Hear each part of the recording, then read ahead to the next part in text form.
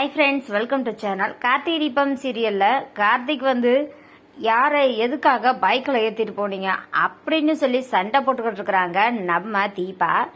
கார்த்திகை என்ன பண்ணி சமாளிக்கிறதுனே தெரில. சரி ஏதோ ஒன்று பண்ணலாம், ஆனால் சமாளிச்சிடலாம் எப்படியாவது அப்படின்னு சொல்லிட்டு பயங்கரமா தீபா கிட்ட என்ன சொல்றாங்கன்னா, அவங்க என்னோட பாஸ், அவங்க கேட்டு கண்டிப்பா என்னால முடியாதுன்னு சொல்ல முடியாது. அவங்களுடைய கார் ரிப்பேர்ட் ஆயிடுச்சு அப்படின்னு சொல்லி தான் எனக்கு கேட்டாங்க. அதனால தான் நான் அவங்கள கூட்டிட்டு போனேன் அப்படின்னு சொல்லிட்டு கார்த்திக் சொல்றாரு.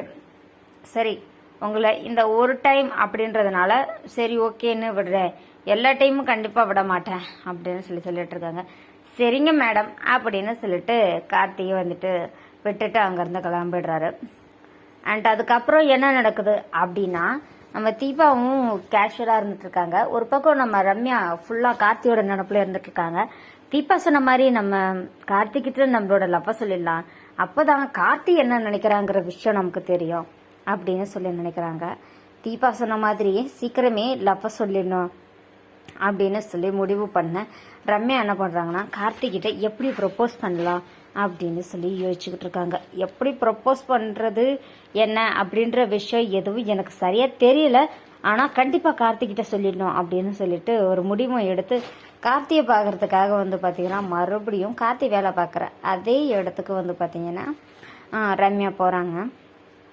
ரம்யா போயிட்டு என்ன பண்றாங்க அப்படின்னு பாத்தீங்கன்னா, கார்த்தியை கூப்பிட்டு, கார்த்திக் உங்ககிட்ட ஒரு முக்கியமான விஷயம் பேசணும் அப்படின்னு சொல்லி கூப்பிட்டு உடனே மாணிக்கம் சொல்றாரு, தம்பி உன் பக்கம் வெள்ளம் இல்ல, பெரிய புயலே வந்தாலும் உன்னை தடுக்க முடியாதுப்பா, உனக்கு ஒரு பயங்கரமான எதிர்காலம் வந்துகிட்டு இருக்கு அப்படின்லாம் சொல்லிட்டு இருக்காரு. போங்கண்ணா, நீங்க இப்படிதான் எதனாச்சும் ஒன்று சொல்லிக்கிட்டே இருப்பீங்க, வேலையை பாருங்க அப்படின்னு சொல்லிட்டு கார்த்தி அங்கிருந்து கிளம்புறாரு. சரி ஓகே அப்படின்னு சொல்லிட்டு நம்ம ரம்யாவும் எப்படியாச்சும் இன்னைக்கே கார்த்திகிட்ட நம்ம லவ்வ சொல்லிடணும் அப்படின்னு சொல்லி ப்ரிப்பேர் ஆயிட்டு போயிட்டு இருக்காங்க. கார்த்திக்கும் ஏதோ பாஸ் கூப்பிடுறாங்க அப்படின்னு சொல்லி கேஷுவலா போய்கிட்டு இருக்காரு. ஒரு பக்கம் பாத்தீங்கன்னா ரம்யாவும் எப்படியாச்சும் கார்த்தியையும் காதலிக்க வைக்கணும் அப்படின்னு சொல்லிட்டு ஐஸ்வர்யாவும் ரியாவும் ஒரு பயங்கரமான ஒரு பிளானை போட்டுக்கிட்டு இருக்காங்க. ஸோ இதுல யாரோட திட்டம் பழிக்க போகுதுன்னு பயங்கர இன்ட்ரெஸ்டிங்கா போயிட்டு இருக்கு. தீபா பாத்தீங்கன்னா ரம்யாவுக்கு மாப்பிள்ளை தேடிட்டு இருக்காங்க. ரம்யா என்னன்னா தீபாவோட ஹஸ்பண்ட்னு தெரியாம கார்த்திய காதலிக்க ஆரம்பிச்சிட்டு இருக்காங்க. இதுதான் சாக்குன்னு சொல்லி ஐஸ்வர்யாவும் ரியாவும் இடையில பூந்து எப்படியாச்சும் கார்த்தி தீபாவை பிரிச்சிடணும்னு புது திட்டமே போட்டுட்டாங்க.